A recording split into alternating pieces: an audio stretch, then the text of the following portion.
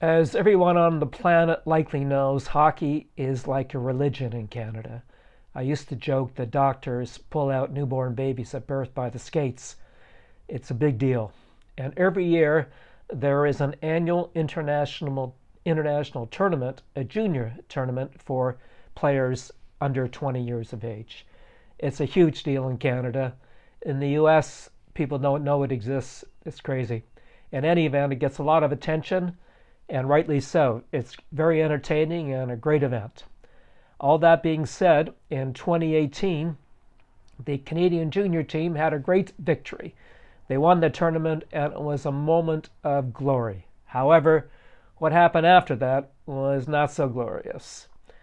Following the successful tournament, a woman alleged that she had been sexually abused by several of the players on the junior team. And this was investigated by the London police. That's London, Ontario, where the tournament took place. And they were given text messages and one video, I believe, but no charges were laid. And then in May of 2022, some 3.5 years after that, a lawsuit was commenced by the victim. And in that lawsuit, she alleged that she had been physically and sexually abused by several players, 8 players, all of whom were not named in the lawsuit, all of whom were described by pseudonyms. It's really unusual. And Hockey Canada was also sued.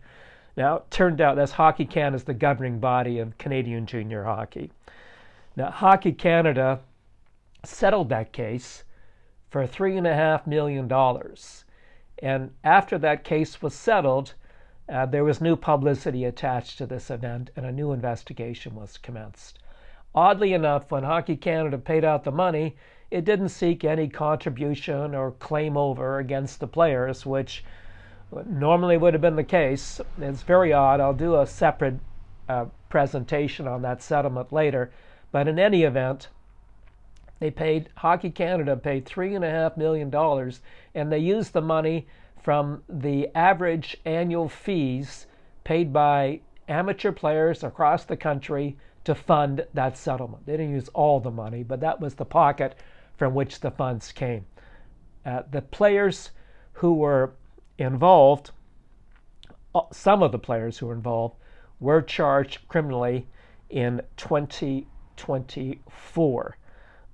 Those players were Michael McLeod and Cal Foote, who were playing with the New Jersey Devils. A third player, Dylan Dubé, was playing with the Calgary Flames, and a fourth player, Carter Hart, was playing with the Philadelphia Flyers. Their contracts all expired in July of 2024, and they were not re-signed. There was a fifth player named Alex Fermenton, who was playing with the Ottawa Senators previously and is now playing with Switzerland. In any event, these players are all facing very serious criminal charges. The jury for the criminal trial is going to convene the trial in July of 2025. This is truly a disgusting and horrible situation for everyone.